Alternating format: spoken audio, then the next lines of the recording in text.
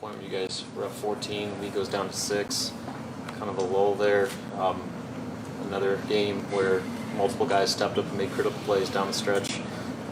Is this kind of another example of what this team has become and how different it is that they won a game like this where they're expected to win and finish the job and found ways to get it done? Yeah, I mean, first of all, let me give a lot of credit to Ben Johnson. He's continued to get those guys to compete at a high level, and, they're in a heck of a stretch right now with makeup games, playing a lot of games in a short amount of time, travel back to Minneapolis where I know they had over a foot of snow, where they got stranded in Maryland for an extra day. So their preparation probably wasn't a lot going into this one. But those guys keep coming. And we saw that, especially in the Illinois game and the Penn State game. Maryland is just obviously rolling at home right now. So we knew this team posed some problems. A lot of it was because of their size. And, when Blaze, when we heard the severity of his injury, we knew Oleg was going to have to give us some minutes out there. Wilhelm was phenomenal tonight. And, those guys continue to step up when their name is called.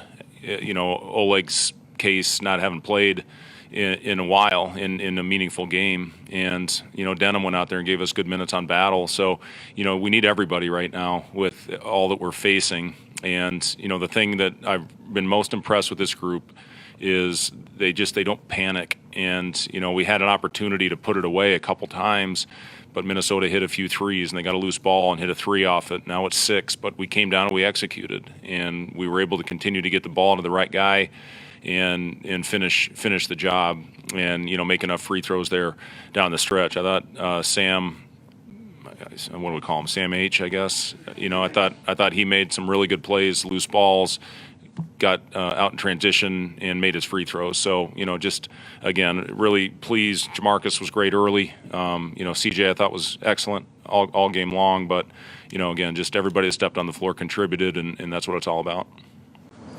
Last 4 games, 13, 15, 16, 21 points off of turnovers. Obviously, some of that is you've converted the turnovers into points, but what have you guys figured out defensively in the absence of Vandemel and Gary that's been working these last 4 games? Yeah, I thought we had good hand activity, and obviously we're trying to do everything we can to protect Derek early in games, especially, and that's where the double teams are coming. And I thought we had good physical chest to chest double teams when we came with hands, and that created some deflections, and that's what got us out into transition, and that's what built us a little bit of a lead early in the game, and we thought that was very important to jump out these early games. Get off to a good start. We built that thing up to 9 or 10, and that's kind of where it stayed all game long, between 6 and, when we got up for the one small little stretch at 14. But, I think stayed around 10 all game. And that early stretch we had where we were able to create some easy baskets in transition was I thought, imperative for the way that we needed to come out and play this game. Do you feel like you guys confused them on something? Because sometimes it looked like they were just thrown into a trap. Not like a literal trap, but that a guy would step in front. It seemed like they were a little thrown off guard by what you guys were doing. Yeah, I don't know. I don't think we're very confusing on defense, but I thought, again, it's all about the activity level, and if you have good hands and you go in there and if you have a soft trap, it's easy to spray it out. If you come with high hands, you make a looping pass, you have much better chance to rotate. Our first half rotations I thought were really crisp, not quite as good in the second. We adjusted, didn't double quite out as far on the floor. But again, as important as Derek is for our team, we have to protect him, and we have to send double teams. And, point to Blaze, who has been terrific when we've gone with that big lineup. You look at his analytic splits, he's been as good as anybody. So, with him off the floor and then playing Payne, Garcia in Battle, and they've played Ola Joseph at the 2 at 6'8", that poses problems. We obviously aren't the biggest group right now, but our guys compete and they fight like hell, and that's what's been fun. A lot of attention to Casey and Derek for them defensively. It seemed like Sam really kind of took the game over. Priesel took the game over in the second half, 13 of his 19, with a lot of takes to the rim. What did you see from him? Was that kind of by design to let him kind of be the initiator with that offense? Yeah, Derek had a career game the first time around in Minneapolis, and they did a really good job, I thought, of staying in front of him and making him finish over length, and he struggled in that area today. He still made some big plays for us, but They made life very hard on Derek, and then they really stayed attached to Casey.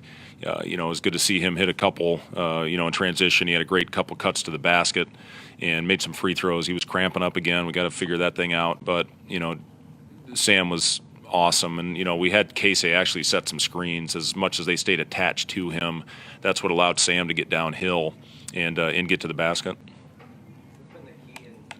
During this streak, because earlier in the year I kind of struggled in stringing these big wins together. It'd be a win then a loss. What have you seen that's sort of been different in the last 4 games or so? You know what? It's a team that stayed together very well. It's got leadership that I think is important when you're trying to string games together like this. Griesel obviously and Derek are huge in that area. I know the guys talked a lot about in the press conference a couple days ago about Emmanuel still leading and talking to his team.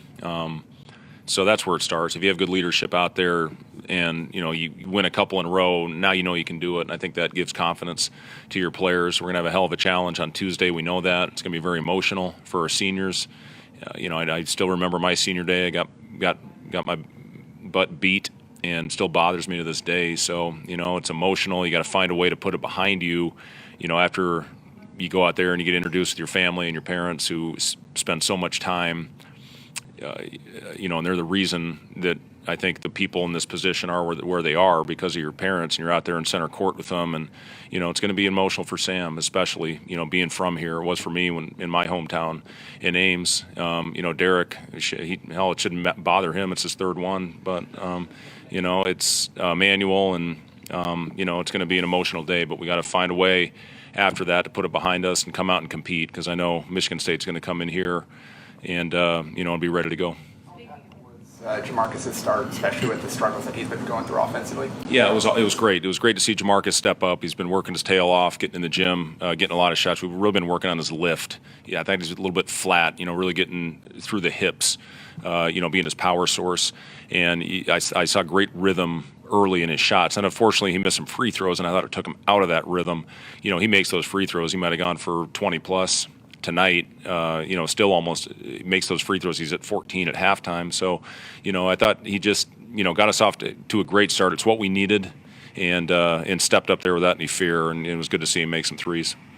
Casey and Oleg's parents made their trip around the world to be here this week. Just how special is that, knowing how they haven't seen their families in a while? Yeah, it's really special, to be able to play in front of your family. My daughter actually was on the Tominagas flight from Chicago yesterday, and she said, "This is really Casey's dad?"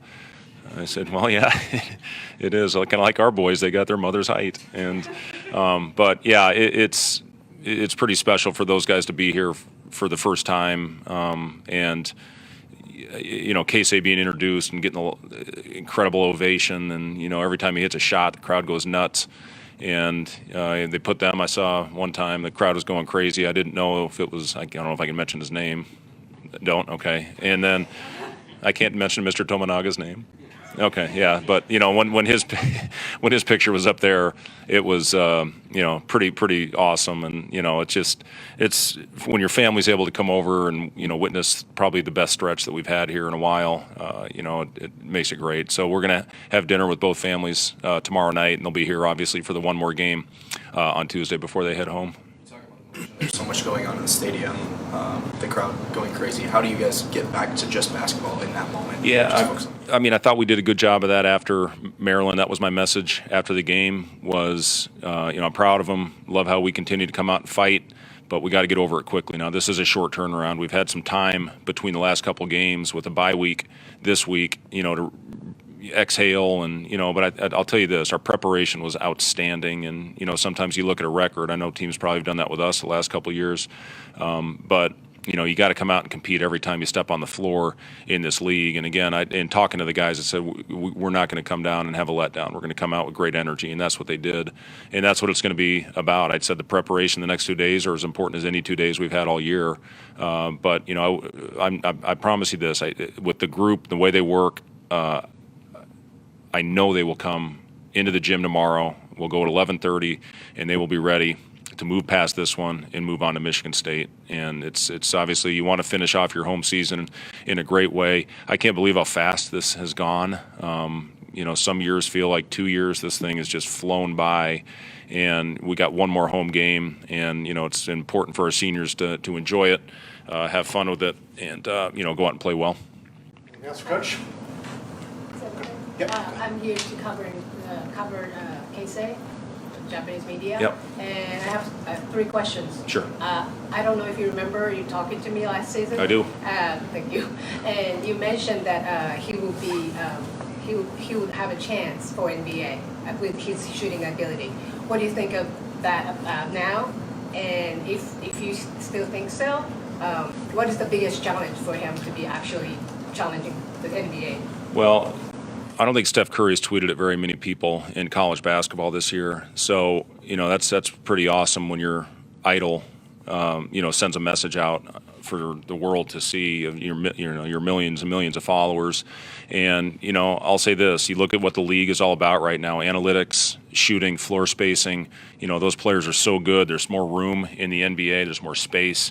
And if you can shoot it at a high level, you're going to have a chance. The biggest challenge for Keisei is the size.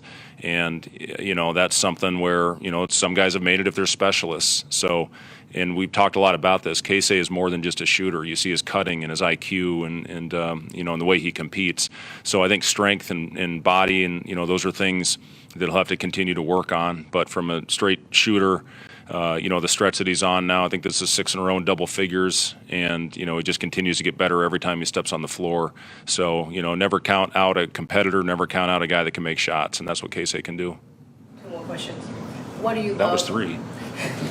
What do you love about Keisei as a player and as a person? Yeah, I love everything about Keisei. First of all, as a person, he's as genuine a kid as you're going to find, and he's got so much attention around him right now for the way he's playing and the crowd, how they react to him, and he's very humble through it all. His head never gets big. He doesn't he's not a social media guy. You don't see him posting every little thing that's said about him, and I love that about him. He just goes out and goes to work. He's going to be in the gym tomorrow twice, practice, and then he'll come back for an extra session. And as a player, what he's doing right now speaks for itself, but, I think more as a person, I've just absolutely loved coaching him and loved getting to know him, and he's got a heck of a future in front of him.